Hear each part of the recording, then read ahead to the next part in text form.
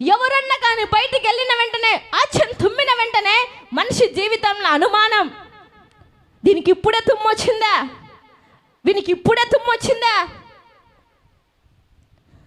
నువ్వు చేరవలసిన పరలోకపు కానానుకు చేర్చకుండా, నువ్వు వెళ్ళవలసిన మార్గానికి వెళ్ళకుండా ఇలా మూఢనమ్మకం అనేది నీ భక్తి జీవితానికి అడ్డుగా ఉందేమో.